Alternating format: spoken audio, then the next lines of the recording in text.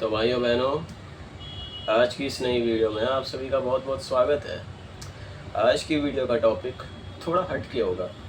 तो जैसा कि हम सभी जानते हैं, जब से धुरंधर 1 और धुरंधर 2 द रिवेंज रिलीज़ हुई है, तब से हर एक हिंदुस्तानी के दिलो दिमाग में स्पाइस के लिए और दूसरे देशों में हमारे लिए किए गए उनके सेक्रीफाइस के लिए एक अलग ही इज्जत उभर के आ चुकी है। But what if I tell you कि ये जो स्पाइस होते हैं, ये जो एजेंट्स होते हैं, ये जो जासूस होते हैं, ये सिर्फ और सिर्फ इंटेलिजेंस एजेंसीज गवर्नमेंट के द्वारा इस्तेमाल नहीं किए जाते, बल्कि कॉरपोरेट्स, इंडस्ट्रीज़ और कंपनीज़ के द्वारा भी यूज़ किए जाते हैं दूसरी कंपनीज़ को इन्फिल्ट्रेट करने के लिए और उनके सीक्रेट्स निकलवाने के लिए। तो आज की इस वीडियो में हम इसी के बारे में बात करने वाले हैं। तो हेलो, नमस्ते, अस्सलाम वालेकुम, सत श्री अकाल, नमो बुद्धाय। कैसे हैं आप सभी लोग? आज की इस वीडियो में हम बात करने वाले हैं कॉरपोरेट एस्पियोनाज के बारे में। कैसे कुछ कंपनीज़ अपनी कंपनी का फ़ायदा करने के लिए या फिर दूसरी कंपनीज़ का नुकसान करने के लिए, अपने कंपनीज़ के प्रॉफिट को बढ़ाने के लिए या फिर दूसरी कंपनीज़ के लॉस को बढ़ाने के लिए अपने एम्प्लॉयज़ को और अपने वेंडर्स को, अपने मैनेजर्स, एजेंट्स या फिर जो भी आप कह लो, उन्हें दूसरी कंपनीज़ में बेचती है उनकी जासूसी करने के लिए, उनकी सीक्रेट फाइल्स निकालने के लिए, उनके सीक्रेट स्ट्रैटेजीज़ निकालने के लिए, उनके अपकमिंग प्लान्स को पता करने के लिए, उनके प्रोडक्ट के तौर तरीक़ों को चुराने के लिए। तो आज की इस वीडियो में हम इसी के बारे में बात करने वाले हैं, कैसे ये सब शुरू हुआ और कैसे कुछ फेमस केसेस ने इन सारी चीज़ों को हाईलाइट किया, जिसमें से कुछ हमारे इंडिया में भी हुए हैं, लेकिन ज़्यादातर लोगों को इसके बारे में पता ही नहीं है। तो चलिए इसके बारे में थोड़ा डिटेल में बात करते हैं और फर्स्ट ऑफ ऑल बात करते हैं कि ये सब शुरू कहाँ से हुआ। तो देखिए, आज के टाइम पे तो जितने भी बड़े बड़े बिजनेसेस हैं वो एकदम ऑर्गेनाइज वे में अपना काम करते हैं, हर एक चीज़ का हिसाब किताब रखते हैं, रिकॉर्ड रखते हैं, सारी चीज़ें अच्छे से मैनेज करके चलते हैं। लेकिन ये जो कॉरपोरेट एस्पियोनाज, एक दूसरे की कंपनीज़ को इन्फिल्ट्रेट करके अंदर के सीक्रेट्स जानने का जो कॉन्सेप्ट है, ये तब शुरू हुआ था जब बिज़नेस अच्छे से एक ऑर्गेनाइज वे में रन भी नहीं करा करते थे, जब बिज़नेस जैसी कोई चीज़ एग्जिस्ट भी नहीं करती थी प्रॉपरली। ये वर्ड भी उस टाइम पर इन्वेंट नहीं हुआ था। जब लोगों ने छोटे मोटे ट्रेड करना शुरू कर दिया था, तब से इस चीज़ की बुनियाद लोगों के सामने आ गई थी। लेकिन इस चीज़ का पूरा वजूद तब सामने आया जब इंडस्ट्रियल रेवोल्यूशन की शुरुआत हुई। इंडस्ट्रियल रेवोल्यूशन जो कि 80s और 90s के टाइम पर पूरी पीक पर पहुंच चुका था। उस टाइम पर यूरोपियन पावर्स जैसे कि British, Spanish, Dutch, Danish, Italian, German और भी कई सारे अलग अलग यूरोपियन पावर्स दुनिया भर को कॉलोनाइज कर रहे थे, इंक्लूडिंग हमारा देश भारत भी ब्रिटिशर्स के चपेट में आ चुका था। ब्रिटिशर्स ने हमारे भारत को भी कॉलोनाइज कर दिया था। यूरोप में इंडस्ट्रियल रेवोल्यूशन शुरू होते ही बड़ी बड़ी मशीनों का इस्तेमाल करना शुरू कर दिया गया। अमीर और अमीर होता गया, गरीब और गरीब होता गया। गरीबों का एक्सप्लॉयटेशन तो होता ही था, लेकिन ये जो अमीर थे, इन लोगों की लालच रुकी नहीं। इन लोगों ने एक दूसरे को कंपटीशन से हटाने के लिए अलग अलग इनोवेशंस करने के बारे में तो सोचा ही, रिसर्च करने के बारे में तो सोचा ही, लेकिन उनमें से कुछ अतरंगी लोगों ने हिस्ट्री में जो कुछ भी हुआ है उन सारी चीज़ों से प्रेरणा लेकर ये सोचा कि अगर हम अपने लोगों को इनके यहाँ पर भेज दें इनके सीक्रेट्स को निकलवाने के लिए, तो हमारी सालों की रिसर्च बच जाएगी, हमारी जितनी भी मेहनत है वो भी बच जाएगी, क्योंकि सामने वाला क्या करने वाला है ये हमें पहले ही पता चल जाएगा। और यहीं से कॉरपोरेट एस्पियोनाज वजूद में आया। फिर उसके बाद आया 20s का टाइम, यानी कि वर्ल्ड वॉर्स और कोल्ड वॉर का दौर, जहाँ पे बड़ी बड़ी सुपर पावर्स एक दूसरे को ओवर पावर करने के लिए आपस में लड़ रही थी। और वहीं पर गवर्नमेंट ने इंटेलिजेंस एजेंसीज इस्टेब्लिश करके एक दूसरे के देश में एजेंट्स भेजकर उनके सीक्रेट्स निकलवाने के मेथड को अपनाया। और इन सारी चीज़ों से और ज़्यादा इंस्पायर होके जितने भी बड़े बड़े इंडस्ट्रियलिस्ट थे, जितने भी बड़े बड़े कंपनीज़ के ओनर्स थे, और वो चाहे जिस भी सेक्टर के हो, उन लोगों ने इस चीज़ को और ज़्यादा सिस्टमैटिक बनाया। अपने कंपनी के एम्प्लॉयज़ को ज़्यादा पैसे देकर उन्हें दूसरी कंपनीज़ में भेजा, सीक्रेटली उनकी कंपनीज़ को इन्फिल्ट्रेट करने के लिए और साथ ही साथ उनकी कंपनीज़ के सीक्रेट्स निकलवाने के लिए, ताकि वो सिर्फ़ और सिर्फ उनके कंपनीज़ के सीक्रेट्स जानकर उनके लॉस के नंबर्स को ना बढ़ाए, बल्कि अपने प्रॉफिट के नंबर्स को भी बढ़ाए। तो इन सब की शुरुआत तब हुई थी जब बिज़नेस नाम की जो चीज़ थी ये एग्जिस्ट भी नहीं करती थी, लोग छोटा मोटा ट्रेड करते थे। इसकी असली बुनियाद इंडस्ट्रियल रेवोल्यूशन के टाइम पर रखी गई और इस चीज़ को एक सिस्टमेटिक फॉर्म मिला 20s के टाइम पे, वर्ल्ड वॉर्स और कोल्ड वॉर के दौरान, जहाँ पर इन बड़े बड़े बिजनेसमैन ने गवर्नमेंट और इन इंटेलिजेंस एजेंसीज से इंस्पायर होकर इन मेथड्स को बिजनेस की लाइन में अपनाया और ये चीज़ आज भी होती है, और इंक्लूडिंग हमारे देश इंडिया में भी होती है। अभी आगे वीडियो में मैं आपको ऐसे कई सारे अलग अलग केसेस बताऊंगा जहाँ पर हमने ये देखा है कि कैसे दो कंपनीज़ के बीच में ये इंटेलिजेंस गेम चल रहा है, एक दूसरे को ओवर पावर करने के लिए, एक दूसरे से आगे जाने के लिए। तो सबसे पहला मेथड होता है इनसाइडर एम्प्लॉयज़, यानी कि अंदर के एम्प्लॉयज़ को, जिन्हें पहले से ही सारी कंपनीज़ की इन्फॉर्मेशंस पता होती है, उन्हें किसी तरीके से फंसा कर, पैसा खिलाकर कंपनी के अंदर की सारी इन्फॉर्मेशन निकाल लेना। और ये सारी चीज़ें इंडिया में भी हुई है, ऊबर और वेमो के बीच में, और साथ ही साथ और भी कई सारी कंपनीज़ है, और इंटरनेशनल लेवल पर भी ये हो चुका है, पेप्सी और कोका कोला के बीच में, जहाँ पर कभी कोका कोला ने पेप्सी के सीक्रेट्स जानने के लिए, उनकी सीक्रेट रेसिपीज़ जानने के लिए अंदर के एम्प्लॉयज़ को पैसे वगैरह खिलाकर उनसे सीक्रेट निकलवाने की कोशिश की है। और ये मैं उन कंपनीज़ के डाटा की बात कर रहा हूँ जो सामने आया है।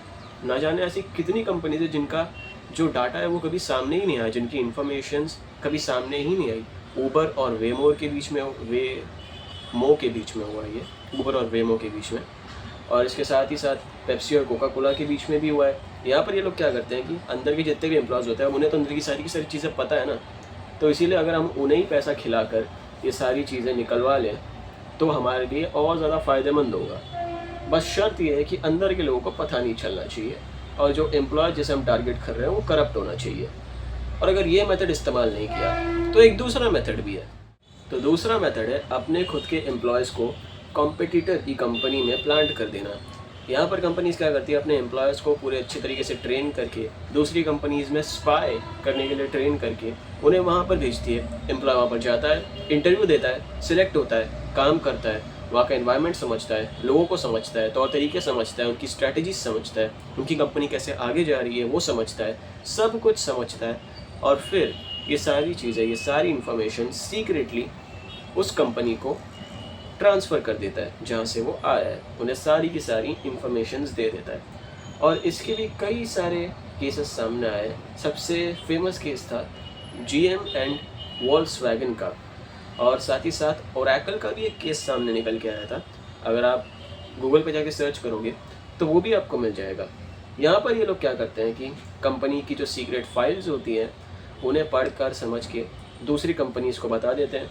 कंपनी के प्रोडक्ट में ऐसा क्या है, कुछ नया है, कौन सी स्ट्रैटेजी अपना रहे, इसकी इन्फॉर्मेशन निकाल के दूसरी कंपनी को दे देते हैं। साथ ही साथ कंपनी के काम करने का क्या तरीका है, वो लोग किस तरीके से काम करते हैं, किस तरीके से मैनेज करते हैं, उनकी एफिशिएंसी कैसी है, साथ ही साथ कितने ज़्यादा प्रोडक्टिव काम वो लोग कर रहे हैं, ये भी अच्छे से समझते हैं। अगर कोई मेथड उन्हें पसंद आता है तो वो लोग दूसरी कंपनी में उसके बारे में बताकर वो दूसरी कंपनी वाले उस मेथड को अपनी कंपनी में अपना लेते हैं, अडॉप्ट कर लेते हैं। और इसके साथ साथ कभी कभी ये भी होता है कि कौन सी कंपनीज़ के साथ वो लोग पार्टनरशिप कर रहे हैं, और साथ ही साथ अंदर तक की डिटेल्स, वो सेंसिटिव और सीक्रेट डिटेल्स जो कि नॉर्मल एम्प्लॉयज़ को तक नहीं पता होगी, उससे तक ये लोग खोज बीच कर दूसरी कंपनी को ये सारी चीज़ें बता देते हैं, एंड दैट्स कम्प्लीटली इलीगल। लेकिन अगर मान लीजिए कंपनी जो है वो बहुत ही ज़्यादा स्ट्रॉन्ग है, कंपनी काफ़ी ज़्यादा सिक्योर है अंदर ही अंदर और अपने आप में, तो बाकी कंपनीज़ क्या करती है, सप्लायर्स को टारगेट करती है, जो थर्ड पार्टी होती है उसे टारगेट करती है। मान लीजिए अगर किसी कंपनी को कोई सामान, कोई प्रोडक्ट अपना किसी और के पास पहुंचाना है, तो बीच में जो सप्लायर होगा, जो कंपनी है, वो उसे पकड़ेगी और उससे या तो लालच देगी, ल्योर करेगी, और उससे सारे सीक्रेट्स निकलवा लेगी। और इसके भी कई सारे केसेस देखने को मिले हैं। बट आयरनी की बात तो ये है कि लोग सीक्रेट एजेंट्स की बात कर लेते हैं, इंटेलिजेंस की बात कर लेते हैं, रॉ की बात कर लेते हैं, और इन एजेंट्स का क्या रोल है हमारी डे टू डे लाइफ में, इसके बारे में तो बात कर लेते हैं। लेकिन हमारी डे टू डे लाइफ में जिन प्रोडक्ट्स का इतना इन्फ्लुएंस है, उन प्रोडक्ट्स को बनाने वाली कंपनीज़ में किस तरीके की चीज़ें चल रही है, वो कंपनीज़ कैसे एक दूसरे को ओवर पावर करने के लिए, अपने कंपिटिटर से आगे निकलने के लिए कौन से मेथड्स का इस्तेमाल कर रही है, कैसे कॉर्पोरेट स्पियोनाज का इस्तेमाल कर रही है, उसके बारे में कोई बात ही नहीं कर रहा। और ज़्यादातर यूट्यूबर्स ने इसके ऊपर वीडियोस तक नहीं बनाई है। इसके साथ साथ साइबर हैकिंग का भी बहुत बड़ा रोल है, और इन सारी चीज़ों के केसेस गूगल, सोनी और RSA जैसी बड़ी बड़ी कंपनीज से आए, जिसके बारे में अगर आप गूगल पे सर्च करोगे तो वो आपको मिल भी जाएगा। यहाँ पर कंपनीज साइबर हैकिंग का इस्तेमाल करके, अनएथिकल हैकिंग का इस्तेमाल करके टारगेटेड कंपनीज़ के ईमेल्स को चेकआउट करती है, और कई बार तो सिस्टम्स के अंदर भी घुस जाती है डीप और सेंसिटिव इन्फॉर्मेशंस निकालने की, क्योंकि हम सब जानते हैं कि जो कंपनीज होती है उनकी कुछ ऐसी इन्फॉर्मेशंस होती है जो कि कंपनी के जो एलिट्स होते हैं, जो हेड होते हैं, जो बॉस होते हैं, जो मैनेजर होते हैं, सिर्फ उन्हें पता होनी चाहिए कंपनी को आगे बढ़ाने के लिए, क्योंकि अगर वो इन्फॉर्मेशन लीक हो गई तो ये ठीक नहीं होगा। लेकिन बाकी कंपनीज क्या करती हैं, अगर उन्हें उस चीज़ का एक्सेस मिल गया तो वो उसे लीक कर देती है पब्लिकली। और ये सारी चीज़ें हम आए दिन देखते भी रहते हैं। कभी हम देखते हैं कि किसी कंपनी से कोई ऐसी इन्फॉर्मेशन लीक हो गई, किसी कंपनी की कोई सीक्रेट फाइल लीक हो गई, किसी फूड कंपनी की कोई सीक्रेट रेसिपी लीक हो गई, किसी फार्मास्यूटिकल कंपनी की दवाई का फॉर्मूला लीक हो गया।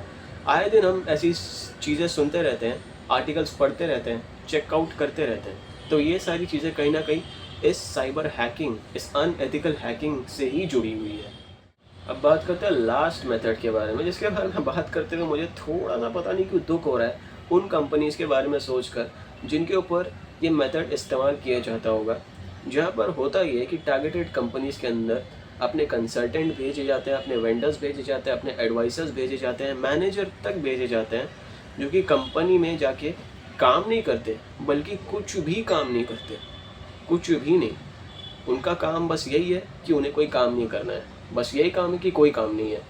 यानी कि कंपनीज़ को यहाँ पर इन्फिल्ट्रेट नहीं करना है। मेन टारगेट यहाँ पे कंपनीज़ की सीक्रेट फाइल्स, उनके सीक्रेट्स जानने का नहीं है, बल्कि कंपनी की जो प्रोडक्टिविटी है, जो एफिशिएंसी है, उसे टारगेट करना है, उसे नीचे लेकर जाना है। मान लीजिए कंपनी है जिसमें 100 एम्प्लॉय काम करते हैं। अब कंपनी ने 50 एम्प्लॉयज़ को फायर कर दिया। अब कंपनीज़ को चाहिए 50 एम्प्लॉय। अब एक कंपनी जो उस कंपनी को टारगेट कर रही है, वो क्या करेगी, अपने एम्प्लॉयज़ को उस कंपनी में भेज देगी। लेकिन वो एम्प्लॉयज़ तो उस कंपनी के, उनका काम है इस कंपनी की एफिशिएंसी और प्रोडक्टिविटी को नीचे लेकर आना। तो वो एम्प्लॉयज़ क्या करेंगे कि कुछ भी नहीं करेंगे, ना ढंग से काम करेंगे, ना रिपोर्ट सबमिट करेंगे, ना कोई टास्क दिया जाएगा तो उसे कंप्लीट करेंगे। और इस चीज़ का लेवल बहुत ज़्यादा हाई है। नॉर्मल एम्प्लॉयज़ से लेके, कंसल्टेंट से लेके, वेंडर्स से लेके मैनेजर तक ये काम करते हैं। और इसके भी कई सारे केसेस सामने आए। इससे होता है कि कंपनी की सेल्स गिरती है, कंपनी की प्रोडक्टिविटी गिरती है, और कई बार तो कंपनी को बंद भी कर दिया जाता है। ये सुनने में हो सकता है कि थोड़ा सा बुरा लगे, क्योंकि यहाँ पर कंपनीज एक दूसरे को टारगेट करके एक दूसरे का पूरा धंधा खा जा रही है। बट देखिए भाई, बिज़नेस में साधु संत नहीं होते, बिज़नेस ऐसे ही बनता है। आज के टाइम में जितनी भी बड़ी बड़ी कंपनीज हैं, वो कुछ ना कुछ अनफॉर्चुनेटली कुछ ना कुछ कांड करके ही आगे आई है।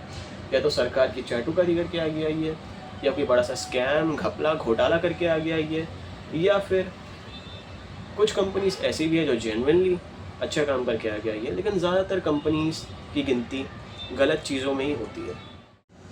अब देखिए, ये सारी चीज़ें सुन के ऐसा लगता है कि इस हिसाब से तो अगर कोई इंसान अपनी कंपनी चला रहा है तो उसे तो हर पल एक रिस्क में जीना पड़ेगा। लेकिन ऐसा भी नहीं है कि इन लोगों को पकड़ा नहीं गया है। ऐसे कई सारे केसेस सामने आए जहाँ पर इस तरीके के लोगों को पकड़ा गया है कंपनीज़ के द्वारा, और उन्हें पूरा का पूरा मतलब एक्सपोज कर दिया गया है, और जिस कंपनी की तरफ से उसे भेजा गया है उसके भी सारे कच्चे छिट्टे खोल दिए गए। सबसे फेमस केस था एप्पल का, जहाँ पर एक चाइनीज़ वर्कर काम किया करता था जिसका नाम था शाओलैंग ज़ैंग। उसने क्या किया, वो एप्पल के एक प्रोजेक्ट टाइटन नाम के एक प्रोजेक्ट में काम कर रहा था। लेकिन कुछ महीने काम करने के बाद ज़ैंग ने अचानक से रिज़ाइन दे दिया। अब यहाँ पर कंपनी को थोड़ा सा शक हुआ, और जैसे ही उन्होंने इन्वेस्टिगेशन करी, सारी चीज़ें पता लगाई, उन्हें पता चला कि ज़ैंग के पास कंपनी के प्रोजेक्ट टाइटन के सीक्रेट फाइल्स की सारी इन्फॉर्मेशन और सारा एक्सेस था, और ये सीक्रेटली किसी चाइनीज़ कंपनी को ये ट्रांसफ़र कर रहा था। और तब जाकर ज़ैंग को पकड़ा गया। उसने रिज़ाइन देकर ये कहा कि मैं चाइना जा रहा हूँ, लेकिन उसे पकड़ लिया गया, रोक लिया गया, और उसके ऊपर सारे एलिगेशंस जो लगे थे वो प्रूफ भी हुए, और साथ ही साथ उसे सज़ा भी दिलवाई गई। इसके अलावा कोका कोला कंपनी से भी एक केस सामने निकल के आया था, जहाँ पर जॉय विलियम्स नाम का एक आदमी कोका कोला के सीक्रेट मटेरियल्स की इन्फॉर्मेशन निकाल रहा था। यहाँ तक कि उसने मटेरियल्स को बेचने की भी कोशिश की। जो रेसिपी थी, जो सीक्रेट रेसिपी थी, उसके सारे इंग्रेडिएंट्स जो थे उसे भी बेचने की कोशिश की थी। और इस चीज़ का मैनेजर को बहुत पहले से ही शक था, और उन लोगों ने ये सोचा कि शायद से ये पेप्सिको की तरफ से आया है, उनके लिए ये सारे काम कर रहा है। और जैसे ही पेप्सिको को ये बात पता चली, अब ये चीज़ आज तक प्रूव नहीं हुई है कि पेप्सिको की तरफ से जॉय विलियम्स आया था, या फिर किसी और की तरफ से आया था, या फिर खुद के लिए ही काम कर रहा था, मतलब खुद ही वो सारी चीज़ें कर रहा था एक्स्ट्रा पैसे कमाने के लिए। जैसे ही पेप्सिको को जॉय विलियम्स ने वो सारे इंग्रेडिएंट्स और वो सीक्रेट चीज़ें बेचने की कोशिश की। पेप्सिको ने वो ख़रीदने के बजाय सीधा एफबीआई को इन्फॉर्म करके रख दिया, जिस वजह से जॉय विलियम्स पकड़ा गया। अभी केस आज तक एक सनसनी बना हुआ है कि क्या सच में पेप्सिको की तरफ से जॉय विलियम्स को भेजा गया था कोका कोला में स्पाई करने के लिए, स्पियोनाज करने के लिए, पर इस चीज़ का कोई प्रूव अब आज तक निकल के नहीं आया और ये केस भी ठंडा हो चुका है। यहाँ तक कि गूगल से भी कई सारे केसेस सामने आए। अब मैं एक केस बता देता हूँ जहाँ पर, जैसे कि आपको पता हुआ कि एआई आज के टाइम पे किस तरीके से पूरी दुनिया बदल रहा है, उसी तरीके से गूगल का एक एआई प्रोजेक्ट था जिसमें एक एम्प्लॉय काम करता था। उस एम्प्लॉय ने पहले तो बहुत अच्छा काम किया, उसके बाद सडनली रिज़ाइन कर दिया। जैसे कंपनी के लोगों को शक हुआ कि इसके पास इस प्रोग्राम की सारी इन्फॉर्मेशन है, शायद ये हमारी सीक्रेट फाइल्स को आउटसाइड इंटरेस्ट के लिए यूज़ ना कर ले, पैसों के लिए यूज़ ना कर ले। अब वो पर्सन जो था वो आउटसाइडर नहीं था, वो इनसाइडर ही था। अब उसने आगे जाके क्या किया क्या नहीं किया इसके बारे में तो कोई नहीं जानता। लेकिन इसके अलावा टेस्ला, जो इलॉन मस्क की कंपनी है, उसमें भी ये चीज़ देखने को मिली है। एक एम्प्लॉय था, उसने कार बनाने की सारे के सारे प्रोसेस को समझा। टेस्ला की जो हाई लेवल की कार्स होती है उन्हें बनाने के पूरे प्रोसेस को समझा और उसके बाद रिज़ाइन करके दूसरी कंपनी को ज्वाइन कर लिया, दूसरे कॉम्पिटिटर स्टार्टअप को ज्वाइन कर लिया और वहाँ पर जाकर ये सारे सीक्रेट्स बताने लग गया। तो ये जो एक चीज़ है ना, ये बहुत ज़्यादा कंसर्निंग है और मेरे ख्याल से जो गवर्नमेंट है उसे भी इससे रिलेटेड पॉलिसीज़ इशू करनी चाहिए और जो कंपनीज़ है उन्हें भी अपने आप के अंदर ध्यान रखना चाहिए। क्योंकि अगर कोई कंपनी है जो जेन्युइनली अच्छा काम कर रही है, जो जेन्युइनली अच्छे प्रोडक्ट दे रही है, और कुछ ऐसी कंपनीज़ जो कंपटीशन को गिराना चाहती है, ना कि अपने प्रोडक्ट और अपनी सर्विस के ऊपर काम करके आगे बढ़ना चाहती है इस कैपिटलिस्ट सिस्टम के अंदर, तो ऐसी कंपनीज़ के ऊपर हैवी फ़ाइन और पेनल्टी लगानी चाहिए। क्योंकि इस तरीके से जो अच्छी कंपनीज़ है वो तो कभी ठीक से काम ही नहीं कर पाएंगी। यहाँ तक कि जो लोग पकड़े जाते हैं इन सारी चीज़ों में, जो लालच में आके ये काम कर लेते हैं, उनकी तक लाइफ डिस्ट्रॉय हो जाती है। क्योंकि उनके ऊपर लीगल केसेस होते हैं, फ़ाइन लगते हैं, चार्जेस लगते हैं, जेल होती है और कई केसेस में तो बेल भी नहीं मिलती और पूरा का पूरा ओवरऑल करियर डिस्ट्रॉय हो जाता है। क्योंकि अगर कोई पर्सन छूट भी जाता है और वो किसी दूसरी कंपनी में इंटरव्यू देने के लिए जाता है, सामने वाली कंपनी को क्या लगेगा कि ये फिर से किसी और कंपनी की तरफ से आज हमारी कंपनी में स्पाई करने के लिए है, तो इस वजह से उसे कहीं पर जॉब भी नहीं मिलेगी। एंड दैट इज़ वाई ये चीज़ बहुत ज़्यादा ख़राब है। और अगर मैं अपना पर्सनल एक्सपीरियंस बताऊँ ना, तो मेरे साथ भी ये हो रखा है। जब मैं एक अकेडमी में काम किया करता था, मैं अकेडमी का नाम वगैरह नहीं लूँगा क्योंकि मेरे को क्योंकि अपने वे कोर्ट कचहरी केस वगैरह में फंसने का नहीं है, अपने पास उतने पैसे नहीं है भाई कि अपन लीगल बैटल लड़ सकें। तो जब मैं एक अकेडमी में काम किया करता था तो मुझे क्या किया जाता था, पर्सनली दूसरी जो राइवल अकेडमीज़ होती थी, जो कॉम्पिटिटर्स होते थे, उनके यहाँ पर रेकी करने के लिए भेजा जाता था। वहाँ पर जैसे कि आपको पता होगा कि जब भी जो स्टूडेंट्स होते हैं उनके एग्ज़ाम्स ख़त्म होते हैं, नया साल शुरू होता है, नया टर्म शुरू होता है, तो नए स्टूडेंट्स के एडमिशन्स होने होते हैं। जो पेरेंट्स होते हैं वो अपने बच्चों को लेकर इंक्वायरी करने के लिए जाते हैं अलग अलग जगहों पर। तो उन्होंने लिटरली क्या किया, मेरी एक कलीग थी जो कि हाइट में थोड़ी सी छोटी होगी। उन्होंने कहा कि आप इसको साथ में लेकर जाओ, ये बोलो कि ये आपकी सिस्टर है और आपका इनका एडमिशन कराना है यहाँ पर, और सारी की सारी इन्फॉर्मेशंस जान लो।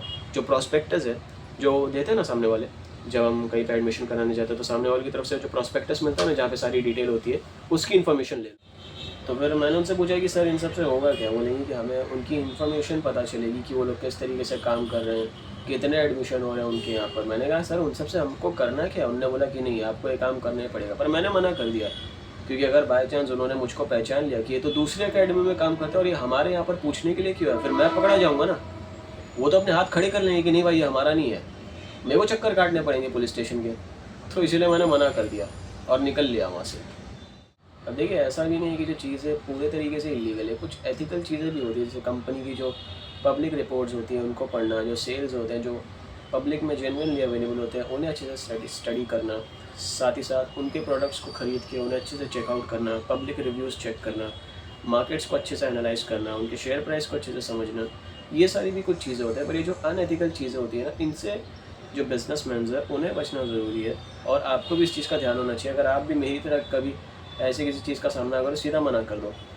तो और बस इतना ही कहना था। ऑलराइट, तो आज की इस वीडियो में इतना ही। तो फिर मिलते हैं एक और नई वीडियो में। अगर आपको वीडियो अच्छा लगा तो आप लाइक कर दीजिए फटाफट से। आप क्या सोचते हैं इन सब के बारे में कमेंट करके मुझे बता सकते हैं। जितने भी आपके करीबी हैं शेयर करिए उनमें। And make sure to subscribe guys. And one more thing, आपने रॉबर्ट कियोसाकी के द्वारा लिखी हुई रिच डैड पुअर डैड किताब का नाम तो सुना ही होगा। इस किताब में आपको फाइनेंस से रिलेटेड बहुत सारी इन्फॉर्मेशन मिलेंगी। If you want to generate a passive income for yourself, then I would definitely recommend this book to you guys. Description में जाइए, लिंक पे क्लिक करिए। अमेज़ॉन के ऊपर इस वक्त उस पर 39% का ऑफ चल रहा है। अगर आप खरीदेंगे तो आपको बहुत सस्ते में मिल जाएगी। जाइए, पढ़िए, और फिर मिलते हैं एक और नई वीडियो में। तब तक के लिए गुड बाय।